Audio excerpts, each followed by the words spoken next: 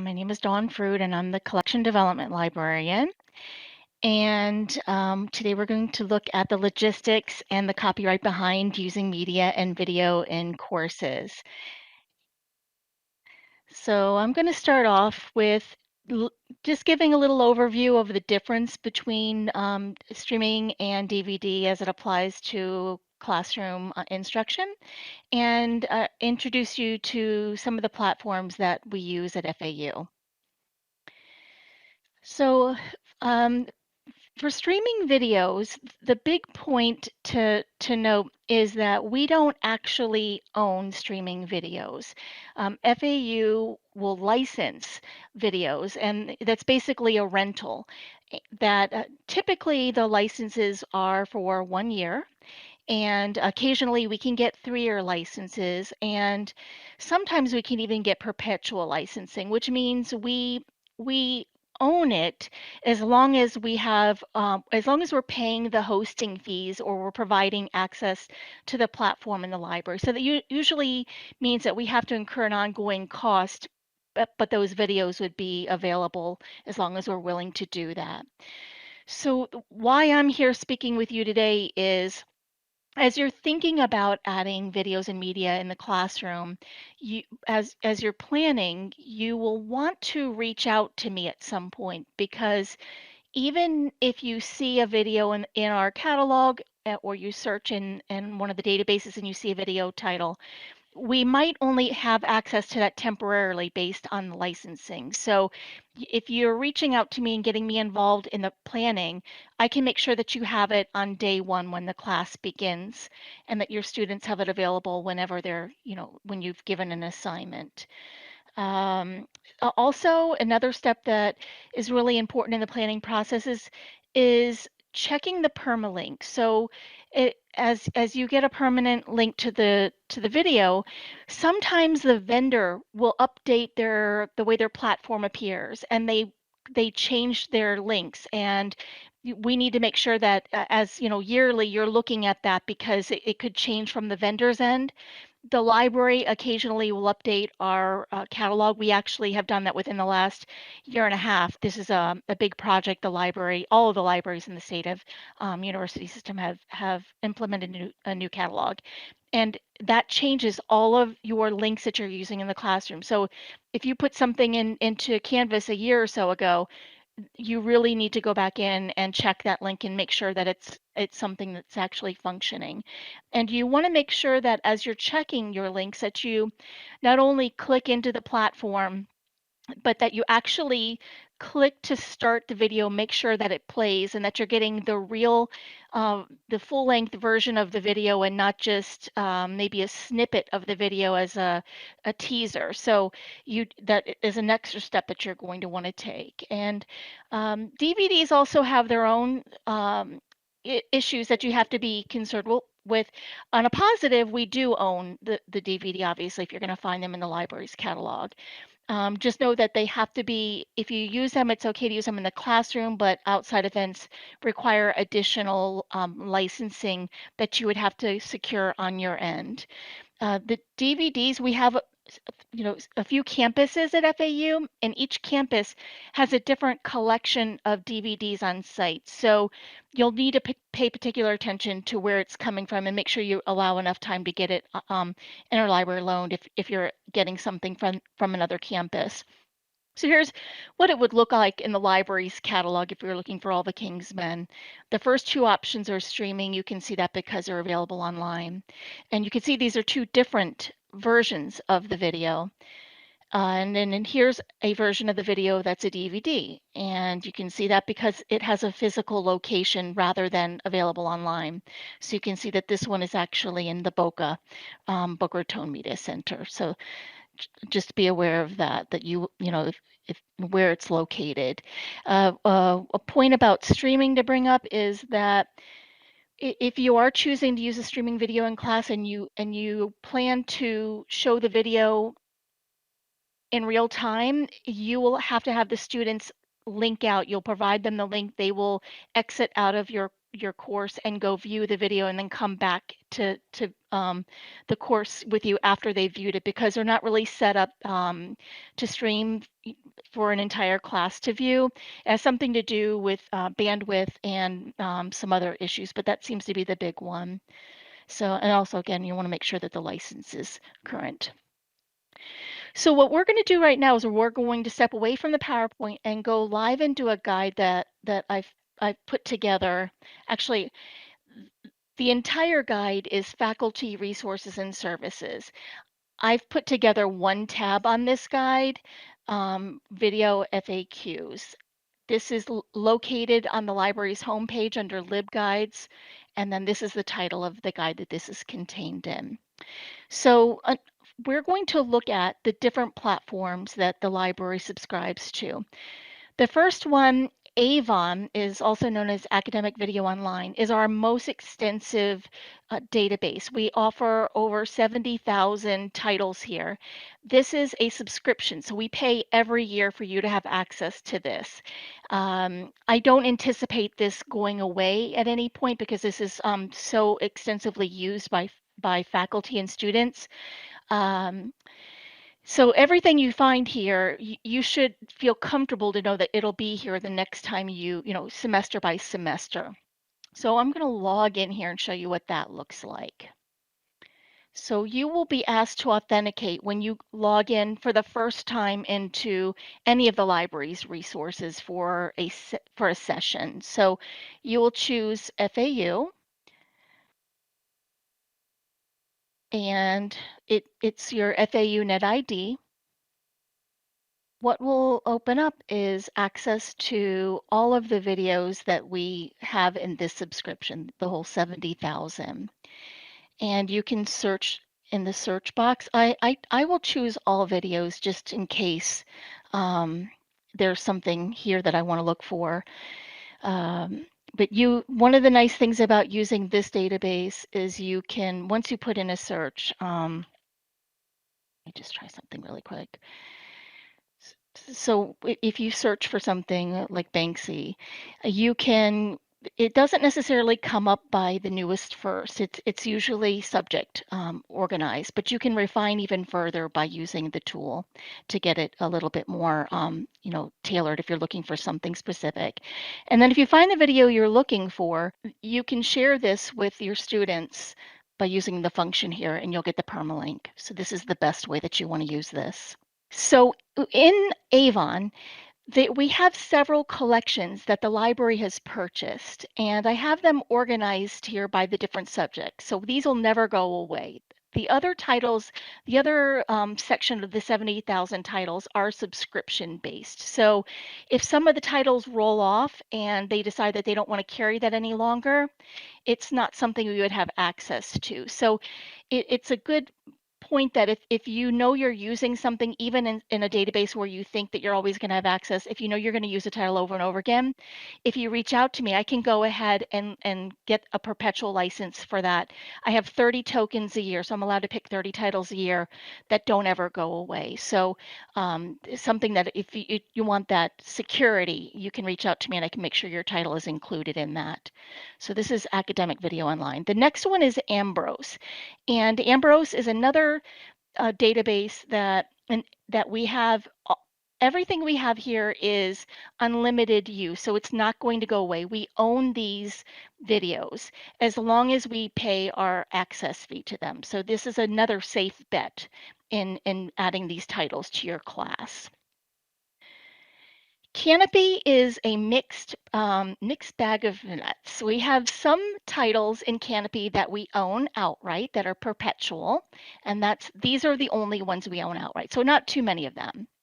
And then we have some other titles where faculty have reached out to me and asked that they need a title in a course, and we have a certain amount of money put aside in the library in a deposit account, and I can go ahead and make purchases, license purchases, and they are usually 1 to 3 years. So if you express that you're going to be using this for a few terms and they offer it, not all of the titles offer it, I can go ahead right out the gate and get a multiple year license if that's something you require.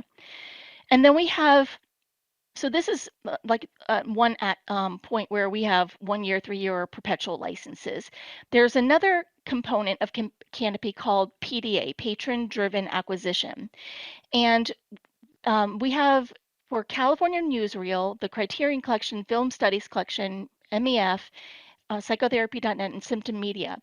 If you are finding some of these titles in Canopy, that these are the publishers, then you will want to reach out and you might want to ask us to go ahead and purchase a title if you come across something in here, because these are available as long as we have money in the deposit account. At some point, if we run out of money, you might lose access to these titles. So, but they're patron driven. We only, it's like a pay-per-view type thing. As a student clicks into it, they'll get to view it, and then we get charged for it. That's how that works for these. So it's a little bit of a difference. This is the only platform that we have something like this on.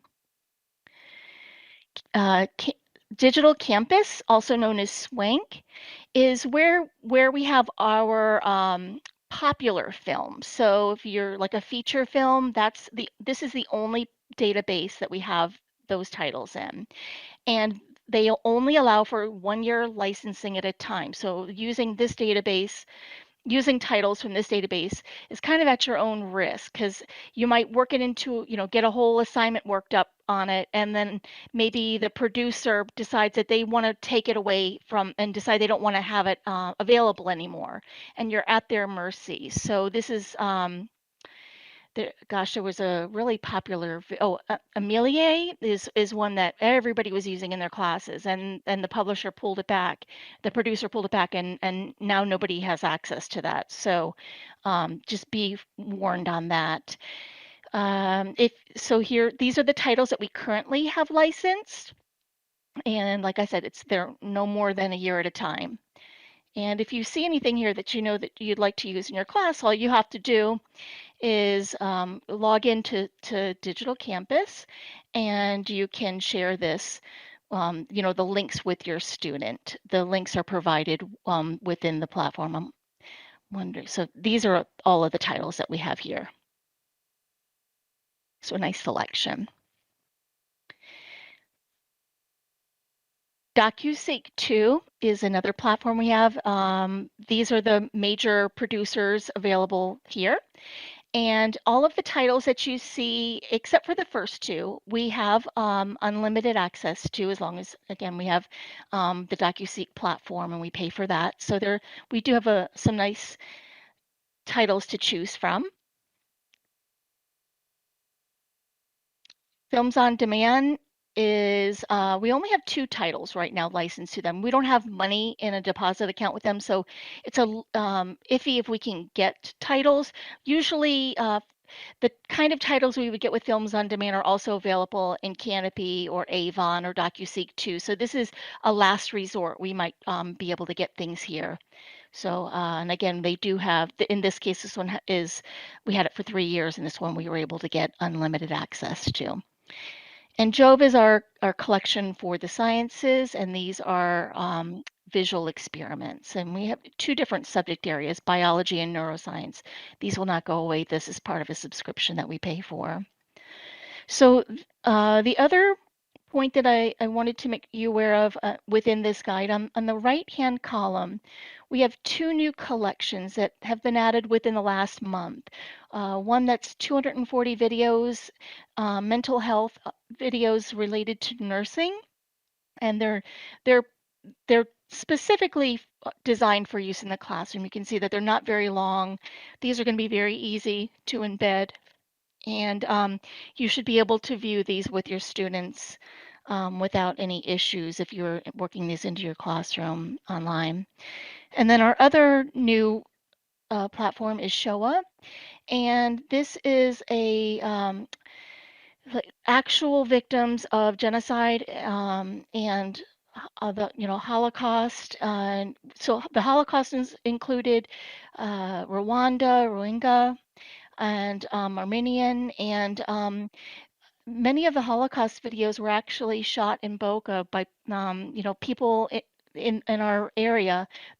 probably at this point their family members are the topics they're speaking here. So be aware that we have this, and as long as you know, can log in just like I did with the authentication, you can access these from anywhere.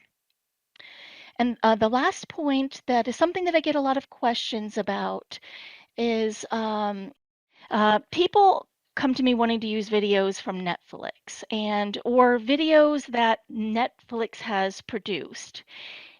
Anything that they produce is not available for educational streaming. They don't have any sort of method for having libraries pick up their titles. Now, for their documentaries, if they categorize it as a documentary, if you go to the Netflix website, they will allow you to use their documentaries in the classroom, and they have a special note in the videos that they allow that. So if you want any assistance with that, if you have titles that you're looking at, feel free to reach out to me. I can help you get started, but just be aware that it has to be a documentary. That's the only way that they would allow anything in the classroom, and they allow you to stream with your own personal account. So you would have to have an account to have access. So that's what I have for getting the videos. And now I'm going to turn it over to Kristy. She is the Scholarly Communications Coordinator, Hello. and she will take it from here. Hi, thank you, Dawn. My name is Kristy Padron. I'm the Scholarly Communications Coordinator here at the FAU Libraries. I'll just pick up where Dawn had talked about where you can get videos and other types of media from the FAU Libraries. What I'll be doing is I'll be showing you what to logistically consider before you do that, and also some better practices whether you're teaching a face-to-face or online course. Okay, so before I go into the logistics of using videos, I'd like to just briefly introduce copyright and fair use. The FAU Libraries does not police copyright on the campus or enforce it, but we would like to just provide you some information and from authoritative sources to help you identify your options for using video and media sources in your classroom. So copyright is defined as rights that creators or the copyright holders have to sell, distribute, show, and perform their work. So anything that is created, whether it's a video, a song, or lyrics, are automatically given copyright protection once they are in a tangible form. However, fair use is a part of copyright law. It is an exception or an exemption that allows limited transformative uses of works protected by copyright without permission. So that means that ideally, anytime that you want to play a song in a class, recite a poem in a class, or show a video, uh, although under strict copyright law, you would need permission to do that. Fair use allows you to use it in very limited ways for instruction without permission. So fair use is very frequently used for scholarly and instructional purposes. We often use it when we paraphrase and cite the work of other people in our own scholarly works, for instance. And also our students will do that too in their assignments. But it's not necessarily a free pass. Uh, and how can you determine if you could use it?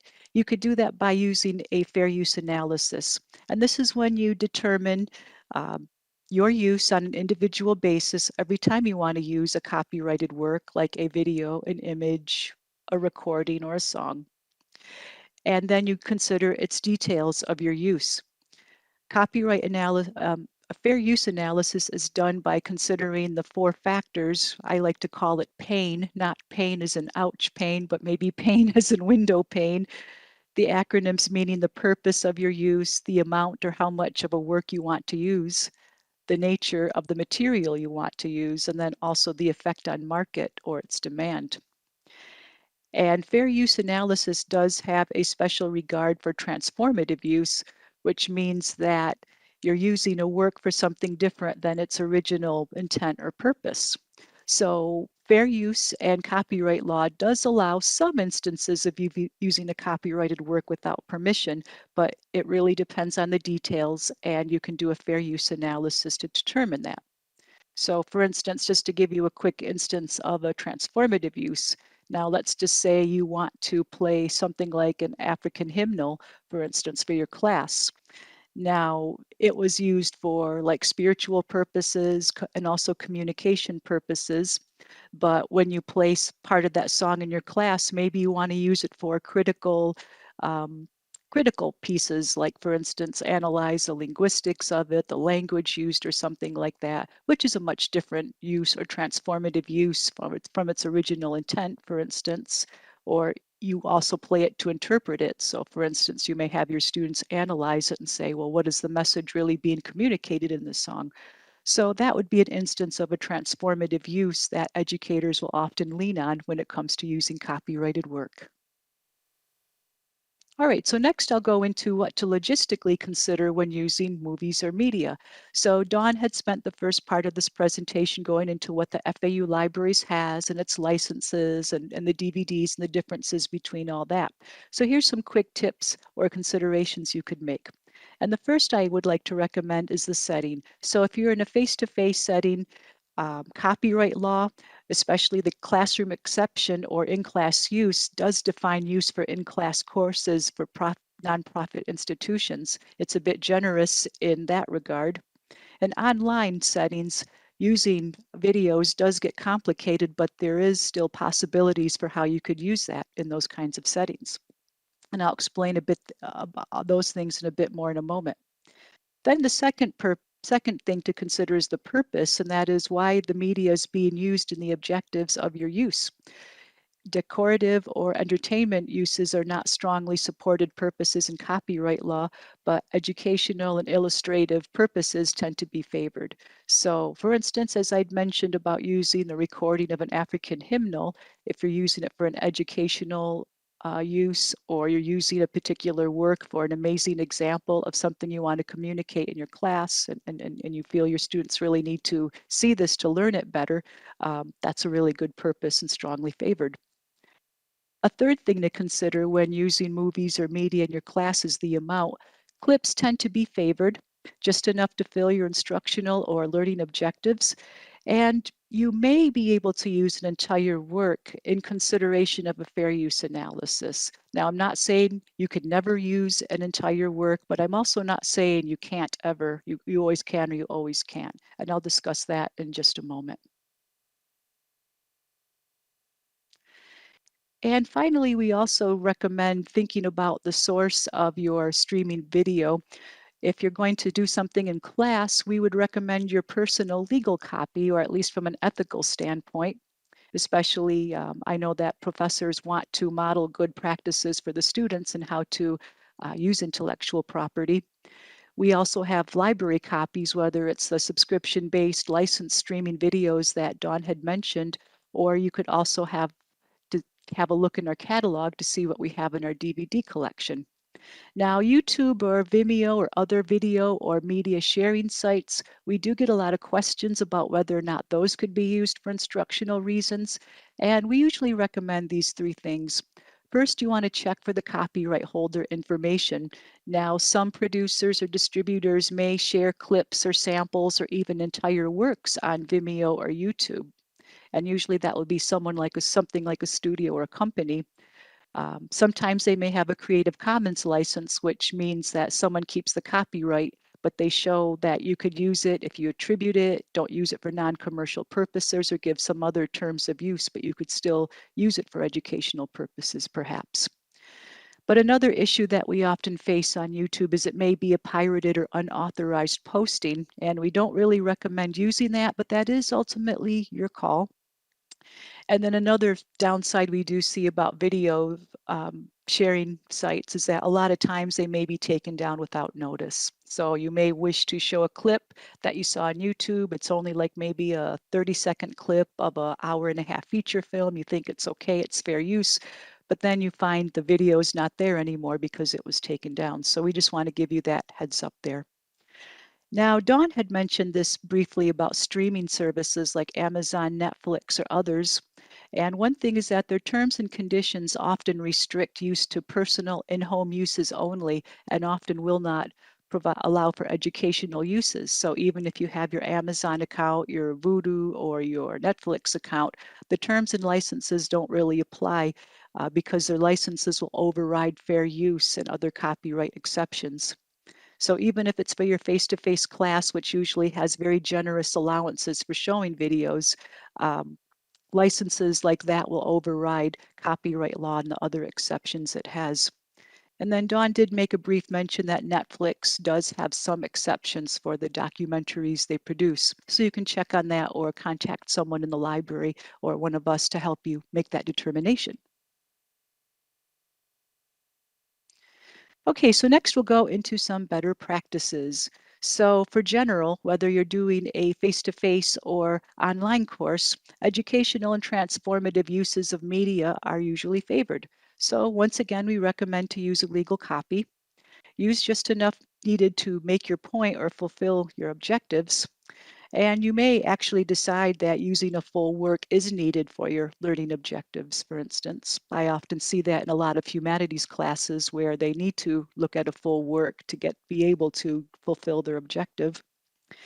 And to ascertain and confirm and repeat what Dawn had said when using library materials or subscription-based media, just be sure to check out its availability. We definitely want to help you make it available for your class and want to be sure that it's available. Now, point D, now for those of you who might go to YouTube or find it on the internet, some media may have the Creative Commons licenses that I had mentioned. Yale Courses has a large, massive online course content that they allow to be freely used, especially for educational purposes of their lectures. And you often will be able to do that without permission. And then you've got some works that are in the public domain that no longer have copyright protection. The Internet Archive is a page that has a lot of public domain film, like especially silent film and other works that you may be able to use without thinking or worrying too much about copyright. Part E, we definitely recommend getting to know fair use.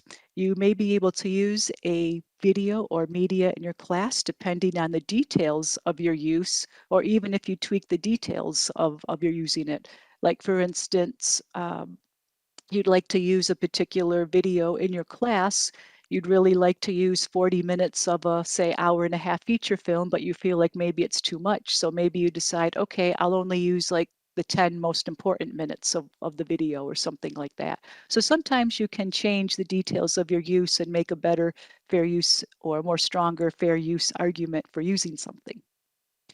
Then part F, I'd like to emphasize too, is that many fields and disciplines will write their codes of best practices. For instance, the statement of best practices in film and teaching for film, I'm sorry, let me rephrase that. The best practice is called the Statement of Best Practices in Fair Use in Teaching for Film and Media Educators. This is by the Center for Media Studies, and it is basically a statement of best practices produced by practitioners in the field with legal experts about their recommended practices for using film and media in instruction. Now, even though it doesn't override law, a lot of people really like to use these best practices to help them feel better and more confident about making fair use analyses for using videos and other media in their instruction. Okay, so here's some better practices for face-to-face. The classroom exception allows clips, entire works, and instructor-student performances in a course for a nonprofit educational organization. So we qualify. So if you're doing this for your business communications class, for instance, and you want to show a bit of a film or something like that, and it's in person, you can do that. The copyright law does allow you to do that. The only thing that it does not allow is it doesn't necessarily allow you to do it online though. So it has to be in person. It has to be in the class during the course of the class session. But classroom exception is a very powerful part of the copyright law that gives face-to-face instructors an advantage in using online media or their own media in class for instructional purposes.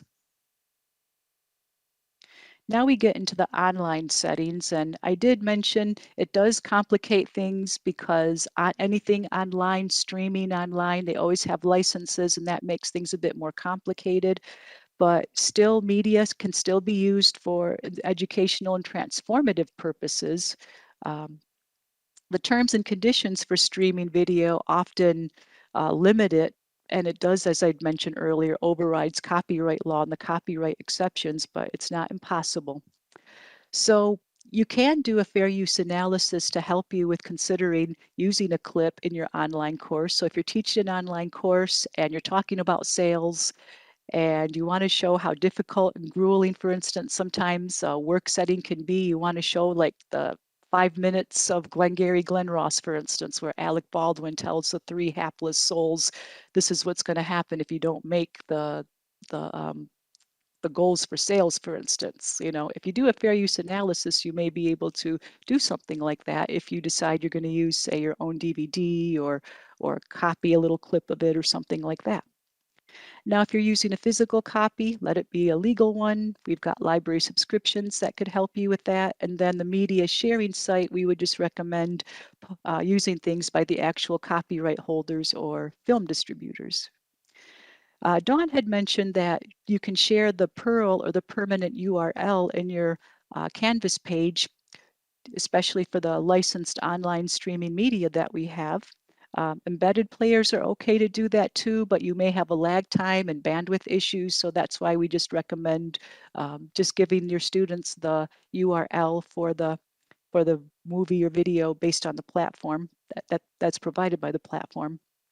And if you're uncertain and your syllabus allows, you could also consider assigning viewing a whole work outside of class. So like I said, you can give them the link to the video, and then you can have them do it outside of class time if you're concerned about copyright or anything like that. And then here's another exception in the copyright law known as the Digital Millennium Copyright Act. It's kind of a complicated law or part of copyright law, but it does allow some copying of copyrighted works for educational purposes in online settings, but it's kind of a very complicated law that goes beyond the scope of what we're talking about today. I would need a very long COSI presentation to explain that, and I'm still getting to know that particular piece better too. But a lot of people will assert their uses under the DCMA for short for that. So for more information on using videos and media in your instruction, you can go to the Copyright for Teaching Instruction research guide that we have here. We do have some authoritative sources of information on copyright from some copyright experts in the U.S. Copyright Office. And we also can give you information about fair use and how to do a fair use analysis and other associated topics that I'd mentioned, like Creative Commons or the DMCA. And then it also provides links to some of those best practices for fair use for instruction and for using media. We also created a research guide called Showing Movies in Class and on Campus, which really captures a lot of what Dawn and I had discussed here today. And that provides some guidance and some recommended practices for using videos for face-to-face and online settings. And then also there is a lot of videos and other media available with Creative Commons licenses. So here the creativecommons.org page does provide some information about where you can find Creative Commons works on YouTube, Vimeo, Internet Archive, and other sources of information. Thank you both so Thank you. much. Wow. My head is spinning, as it always is after I hear one of the library sessions. Mary has a question about the fair use analysis form. Okay, Mary, I think you're open. Yes. Thank you so much to our awesome librarians for this. I just wanted to ask during your fair use presentation, you showed us and shared with us like a form that we can use to make our analysis for text-based content. Is it the same form and the same process for media content? Yes, we have a fair use analysis and checklist that can be used for any kind of copyrighted work. It's a form that we created where we first just recommend you get some information about the copyrighted work. That's on page 1. And if you go to page 2, it then breaks down some of the details of your fair use. So first you talk about the purpose, and it gives you some factors that weigh for and against fair use, and then it goes to the other 3 aspects of a fair use analysis. It can be used for both textual based and also video or any other type of copyrighted work. I think the big difference is that creative works like video or fiction works, literature, poetry, images do tend to have a little more copyright protection, but it doesn't necessarily mean they can never ever be reused by people or anything like that. But otherwise, this can be used for both textual based or image based or even video works. You can see this on the Copyright for Instruction Library Guide. This particular worksheet is freely available for you all to use and to help you with your copyright and fair use determinations. The floor is yours, Eric. All right. Yeah, I was just asking if the instructor required students to get a Netflix subscription, would that still be an issue with using a title? I don't think so, as long as the students have a subscription. I think it might be a bit of an accessibility issue because not all, I was broke all through college. So if the students cannot afford a Netflix subscription, it might be kind of like a um, access issue there. So, but I'd Mm, probably say that's the only probably downside, Mhm. okay, thank Yeah, you. sure. Yeah. Thanks, Eric. Yeah, yeah, that and we do occasionally see that, and it is a question that goes in my mind as well. But that certainly is an instructor option. Exactly. Yeah, yeah. Okay, yeah, I mean, showing the videos can be a lot of fun, but also we are seeing more and more that people are instructing themselves in a variety of topics by going to YouTube. Like I asked my auto mechanic how he stays on top of so much technology in automobiles, and he told me he and his crew look at YouTube videos, and I was really surprised. And I see students all the time in the library looking at quick tips on videos. So people are using them for their self-instruction. So to use it in a classroom, sure. And then of course, it's always fun to, it's always fun to try something a little differently. The students can engage with the content. I see that Alberto had asked if YouTube links are acceptable. That's a determination you can make on your own because sometimes it might not be, it may be a pirated work that's on YouTube, for instance, and then there's a chance that maybe it could get taken down because of a takedown notice. So it's kind of your call. And it also has to do with what kind of intellectual property practices you want to model to the students. Uh, it kind of is your call, about whether to do it or not. But if it's something done by the producer, the creator, or the distribution studio company, go for it. I mean, if you see, or it has a Creative Commons license, then sure. yeah, and linking out, and Kristy or Dawn, either one. Is there any way of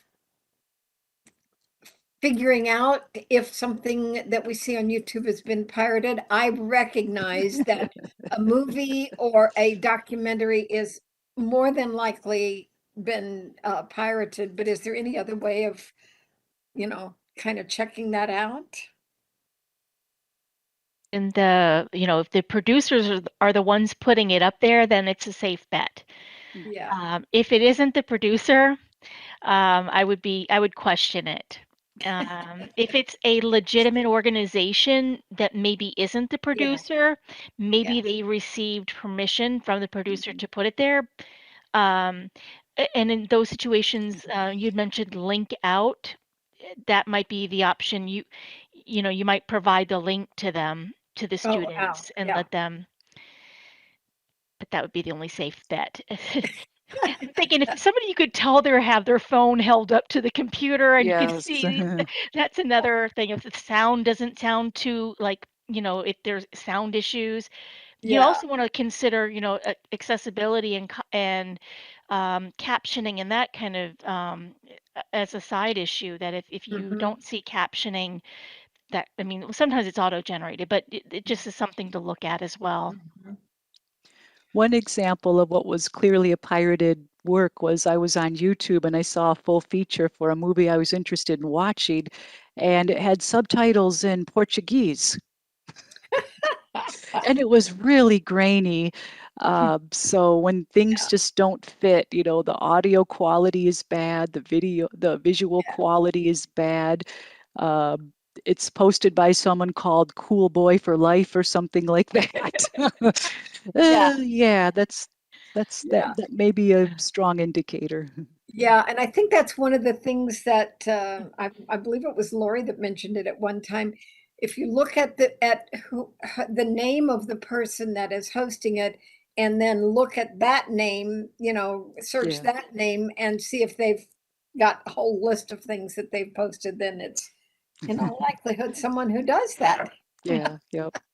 Dawn and Kristy, thank you so much. Once again, we are absolutely indebted to our library friends for the value, the